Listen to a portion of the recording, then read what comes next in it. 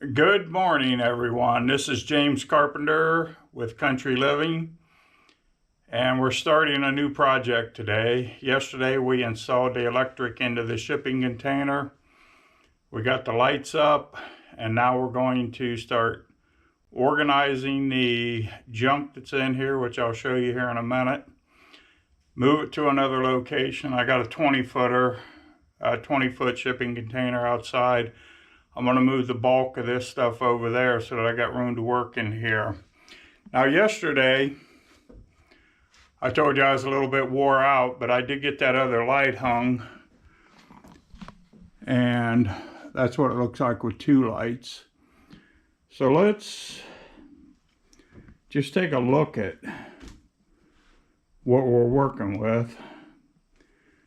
From about where I'm standing, all this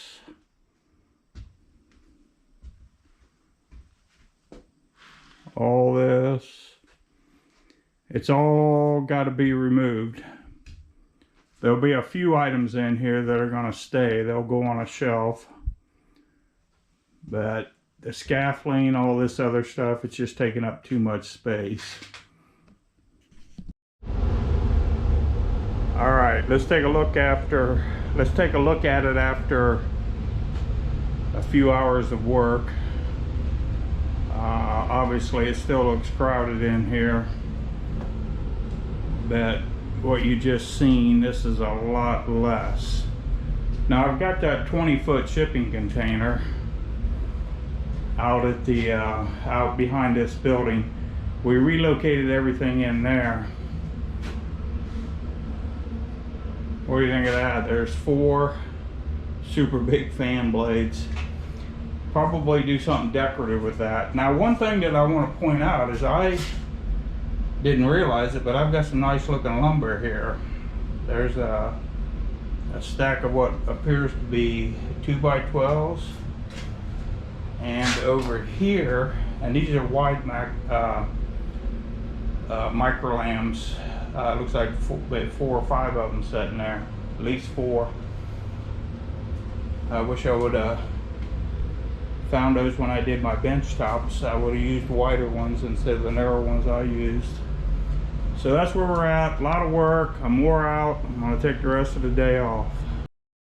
Alright, this is a progress update. I just got done going through this box of stuff that I brought home from Habitat.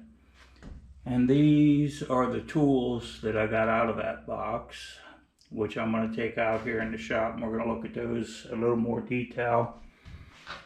And then I had all this steel cable. I've got a little bit there, and I've got some really nice hose here and some 4/0 copper down there. I still got to figure out what I'm going to do with that, but I took these coils of steel cable and I bent a piece of conduit and I put it in that hook of the shipping container, and it seems to be supporting that weight pretty good. Okay, I got everything out of the tote and I laid it out on the table so I could show you what I got in that box of stuff from Habitat for $15. Got me a boatload of C-clamps. And some of them appear to be pretty old. I haven't seen anything like that in my lifetime, and I'm getting up there in age. We got smaller ones. We got unique ones. I'm not sure what those are, but I'll find a use for them. Actually, this one here to me appears to be high quality.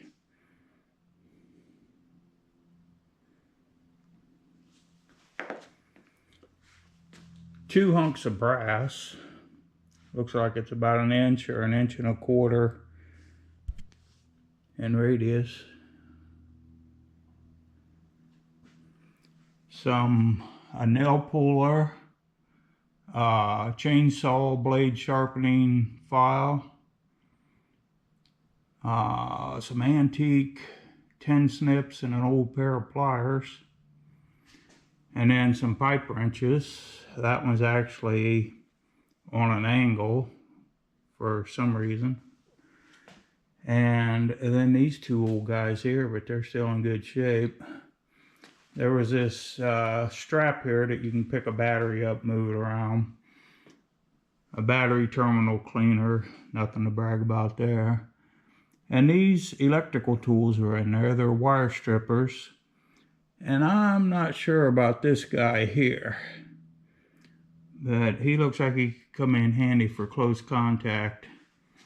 And then over here we got a pry bar. And then we've got some punches. So the bottom line is 15 bucks got me all that. Hopefully, most of it, not hopefully, but most of it looks to me like it could be gently lubed up and put right back into use. All right, so I found some shelving. It was actually buried under some of this stuff here. I put the shelving unit up against the wall, and I put these bins on there, and I'm in the process now of sorting shop supplies to fill the bins up. I'm going to see if you can see this.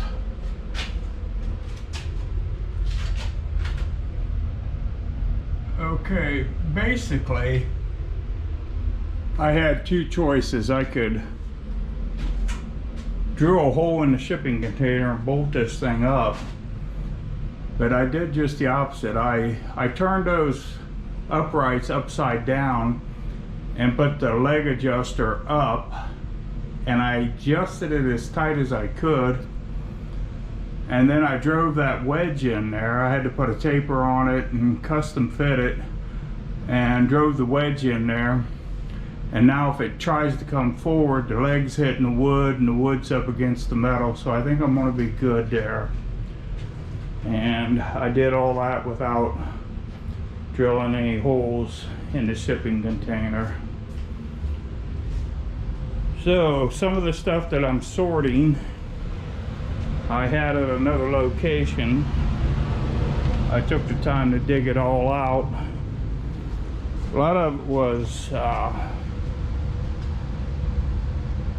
different kinds of spray, you know, glass cleaner, silicone spray, penetrating oils, coil cleaner, and I don't know if anybody's ever heard of this, but this stuff here is really good. All right, I'm in the process now of sorting all these Scotch-Brite pads and sanding disc and all that, and a couple bundles of electrical tape was in the mess. I earlier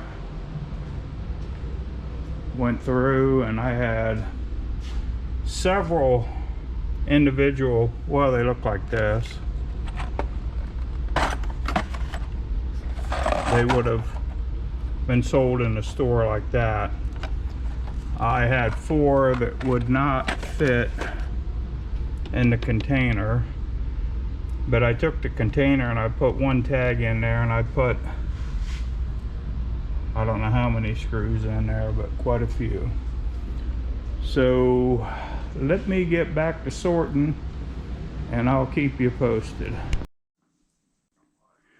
Okay, here it is, somewhat organized. I got a couple bins left yet to fill up, but just to give you an idea of what we done here, we've got a new grease gun up there, and I'm not sure what's in that yellow box, I forget now. And then there's one of those alarm systems for the driveway. This is the oil and air filters for my Hyundai. This is a brand new fluke meter, which I bought at a yard sale for like 25 bucks. Unbelievable. They actually had 2 of them. The other one's not displayed here. This is a OBD2 reader These are earplugs, and I was just out in one of my other shipping containers and I found a bunch more earplugs. In here, we have 3-inch cutoff wheels for the little air grinders. Now, obviously, back during COVID, these masks were a big deal, but I had plenty of these masks before COVID ever hit. They're the N95. There's boxes of them there, boxes of them there, and then I've got a few of these respirators around, which come in handy. Now in here, I have different grits of 2-inch sandpaper disc. And back here we've got this style. And then we got more sandpaper disc here. Now we get into the Scotch-Brite. This is purple, this is brown, this is blue. This is a new applicator, ready to go. These are grinding wheels for a little 4-inch grinder. There's plenty of those. No, these ain't grinding wheels, hang on. These are those sandpaper disc. So there's 2 different grits of those. Here's some that are out of the package. These are the grinding wheels here, here, and here. All right, down here we have our overflow of 2-inch disc. There's several bags of them in here. I think there's 50 in a bag. Now you're probably wondering, why would one person need that many sanding discs? Well, I run that automotive repair shop, and we go through a lot of these. And here's the blue, this is the purple, this is the brown, and then tucked in here is some more sanding disc. Down here we got some paint supplies. These go on the top of the 1-gallon bucket so you can pour. All right, these are Habitat brushes that I brought home. They're really pretty nice. It says premium for what that's worth. This is a 2-inch brush. As you can see by the tote, there's quite a few of them in there. Inside here I have little 1-inch brushes.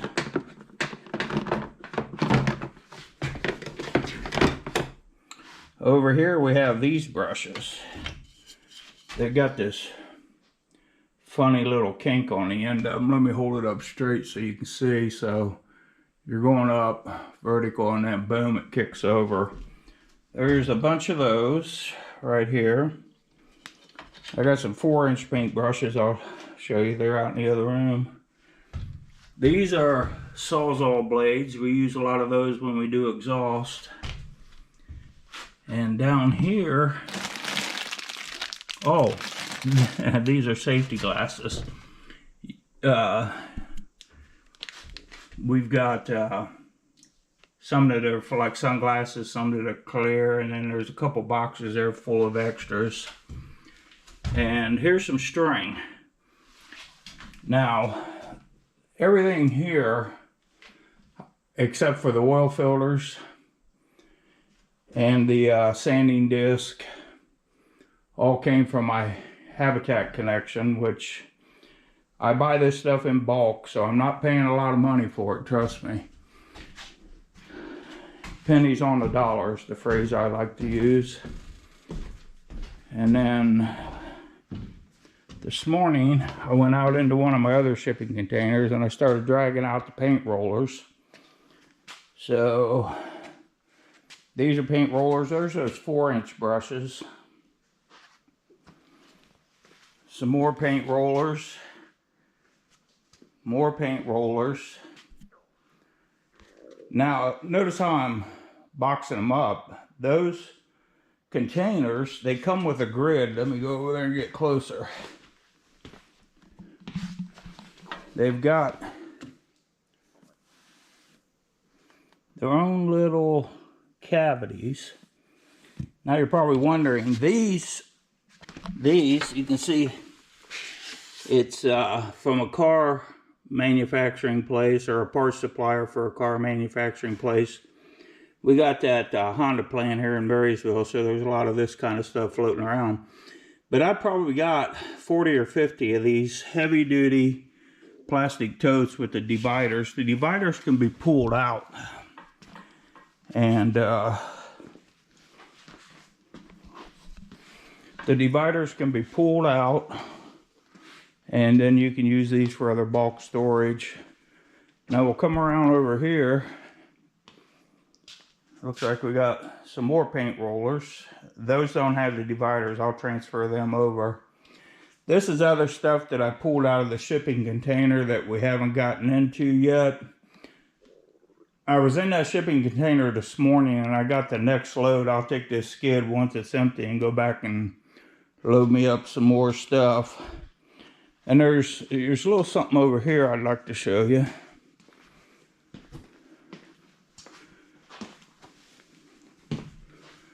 This is a little tiny metal brake, and it clamps right on the bench.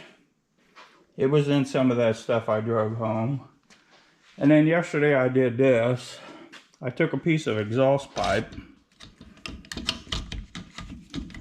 It looks like it's a pretty good snug fit.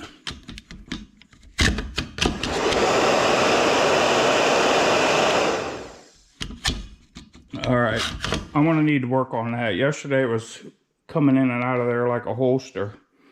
But this is a heat gun.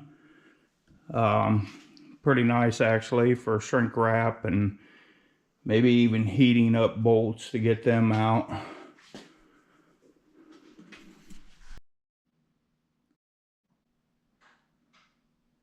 Okay, what you see here is the start of a shelving unit.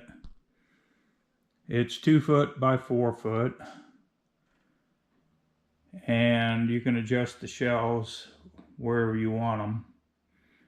So I'm making them so I can get the totes over there with the paint rollers in it. By the way, I counted those. There's 252 paint rollers. So we're going to build these shelves, put them in a shipping container, and then we can stack those in there. But this is not the only set of shelves. My intentions are to build more shelves in there and sort through more stuff. You know, like I stated earlier in the video, I've got 3 shipping containers total. And the one that's attached to my pole barn shipping container is where I want all the primary stuff, the best of the best, and I want it organized and I want to be able to find it. So this video has been all about organizing years of a collection.